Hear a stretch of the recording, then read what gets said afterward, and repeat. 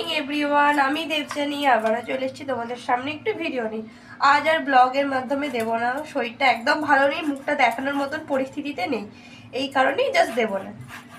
তো আমি আজ বানিয়ে দেখাবো ক্রিসমাস স্পেশাল কেক। তার জন্য এই যে লেবুর খোসাটা আছে, এই লেবুর খোসাটা যত মানে সাদা অংশ যাতে না বেরোয়, তো তার জন্য একটু লেবুর এই খোসাটাকে আমি ছিলে নেবো, কিন্তু সাদা অংশটা বেরোনো যাবে না। দেখতেই পাচ্ছ এখনো কিন্তু সাদা অংশ বেরোয়নি, তো এরকম ভাবে অল্প একটু ছিলে নেব।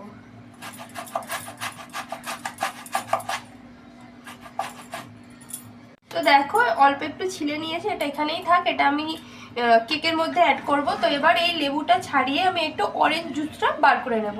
লেবুটা ছাড়াতে ছাড়াতে তোমাদের বলে দিই, একদম এটা বাজার থেকে কিনে এনেও করতে পারো অরেঞ্জ জুস। আমি কিন্তু একদম বাড়িতে, যেহেতু এখন শীতকাল তো কমলা লেবু ভালো পাওয়া যায়, তো বাড়িতে একবারে ফ্রেশ বানিয়ে নিচ্ছি।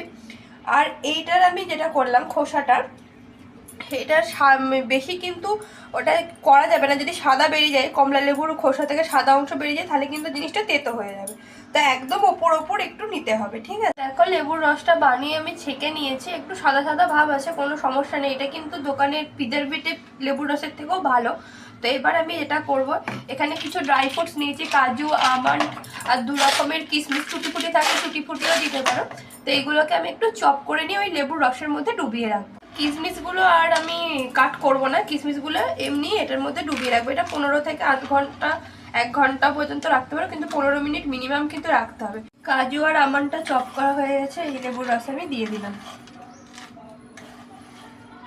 এবার এটা ভিজতে থাকুক 15 থেকে আধ ঘন্টা। যতক্ষণ ওটা ড্রাই ফ্রুটসটা ভিজছে ততক্ষণ আমি চিনিটাকে ক্যারামেলাইজ করে নেব, তার জন্য কড়া বসিয়ে দিয়েছি। আর এখানে মিষ্টি অনুযায়ী আমি কিন্তু একদম চিনিটা দিয়ে দিচ্ছি।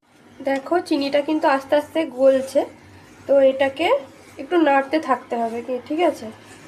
নাহলে কালারটা আসবে না। প্লাম কেকের এই কালারটা আসাই সব থেকে বড়ো কথা, তো সেই জন্য এটা চিনিটাকে আমাকে ক্যারামেলাইজ করে নিতে হবে। তো এটা আরেকটু হবে, এরকম আস্তে আস্তে নাড়তে হবে।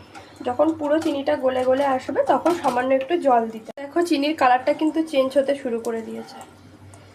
এটা কিন্তু খুব টাইম টেকিং প্রসেস নিয়ে করতে হবে, আস্তে আস্তে করতে হবে, বেশি তাড়াহুড়ো কিন্তু করা যাবে না, নাহলে কালারটা প্রপার আসবে না। একদম ক্রিসমাস স্পেশাল কেক,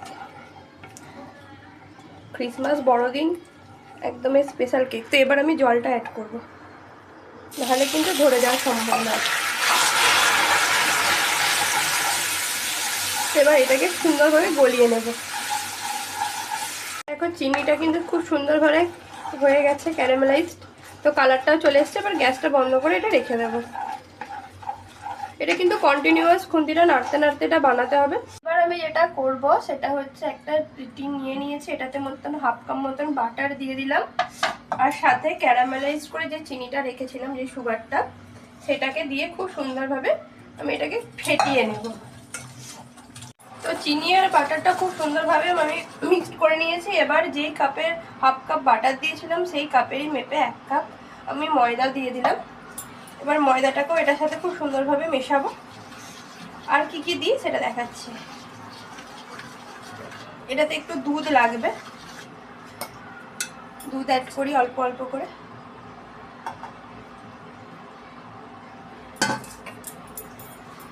এবার যেটা দেবো, এটার মধ্যে একটু মিষ্টিটা কম লাগছে তাই একটু চিনি গুঁড়ো, সাথে দিয়ে দিলাম এলাচের গুঁড়ো আর দারচিনির গুঁড়ো। এটা ফ্লেভারটা খুব ভালো আসে, যেহেতু মিষ্টিটা একটু কম হয়েছিল ক্যারামেলাইজ করার পরও, তাই একটু চিনি গুঁড়ো দিয়ে দিলাম। এটাকে আরো একটু ভালো করে, এবার এটার মধ্যে যেটা দেবো, 1 প্যাকেট গুঁড়ো দুধ দিয়ে দিলাম।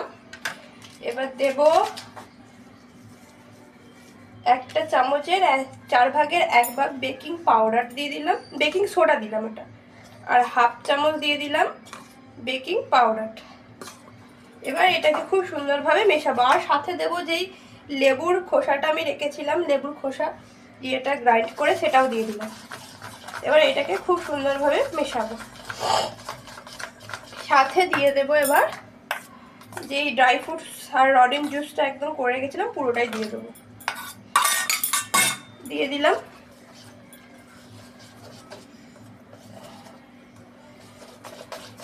এবার এটাকে খুব ভালোভাবে আমি গুলিয়ে নেব। সাথে দিয়ে দেব ভ্যানিলা এসেন্স কিছুটা পরিমাণে, 1 চামচের কাছাকাছি দিয়ে দিলাম ভ্যানিলা এসেন্স। এবার এটাকে খুব সুন্দরভাবে আমি মিক্সড করে নেব। তো এবার একটা কড়া নিয়ে নিয়েছি, কড়ার মধ্যে নুন দিয়ে স্ট্যান্ড বসিয়ে দিয়েছি, এটা 15 মিনিট আগে ফ্রি হিট। আমার কাছে কেক টিন নেই, তো আমি একটা এমনি গামলা নিয়ে নিয়েছি, এটাতে পুরোটা বাটার পেপার যেহেতু নেই কাগজ দিয়ে একটা বানিয়ে নিয়েছি আর পুরোটাই তেল মাখিয়ে নিয়েছি। এবার পুরো ব্যাটারটা এটার মধ্যে দিয়ে দেব, পুরো দিয়ে দিলাম। দিয়ে এটাকে ড্যাব ড্যাব ড্যাব ড্যাব ড্যাব ড্যাব এরকম কয়েকবার আমরা করে নেব, যাতে ভেতর থেকে হাওয়াটা বাইরে চলে আসে। এটা ফ্রি হিট করা হয়ে গেছে, এবার আমি এটা 10 মিনিট ফ্রি হিট করে নিয়েছি। এবার আমি এটা দিয়ে দিলাম, দিয়ে এটাকে পুরোটাকে ঢাকা দিয়ে 1 ঘন্টা থেকে 45 মিনিট করে দিয়েছি ঢাকাটা, যাতে ভাপটা বাইরে না বেরোয়। এটা মিডিয়াম, লো টু মিডিয়াম নয়, লো টু মিডিয়াম আছে হবে, হাই ফ্লেমে করবেন না। প্রথম 5 মিনিট হাই ফ্লেমে হবে, 5 থেকে 10 মিনিট, তারপরে পুরো বাকি প্রসেসটা লো টু মিডিয়ামে হবে। তো আমি এখন প্রথম 5 মিনিট হাই ফ্লেমে দিলাম। তো 5 মিনিট হয়ে যাওয়ার পর ওপরটা একদম ফাঁকা ফাঁকা লাগছে, এই মুহূর্তে আমি কিছু কাজু কিশমিশ, টুটি ফুটি থাকলে কারোর কাছে টুটি ফুটি দিয়ে ডেকোরেট করে নেবেন। দেখো 1 ঘন্টা পর আমি কেকটাকে খুলে নিয়েছি, আর তোমাদের সামনে চেক করে দেখিয়ে দিচ্ছি যে আর একটুও কাঁচা নেই। এই দেখো কিছু লেগে নেই ছুরিতে, তার মানে কাঁচা নেই। এই কেকটা হয়ে গেছে। এবার ঠান্ডা হলে আমি তোমাদের দেখাবো। আর ক্যারামেলটা দিয়েছিলাম বলে তাই দেখো কালারটা কিন্তু এসেছে। এবার দেখাচ্ছি কেকটা আমি কেটেছি, দেখো কতটা সফট হয়েছে, ড্রাই ফ্রুটসে কিন্তু ভর্তি।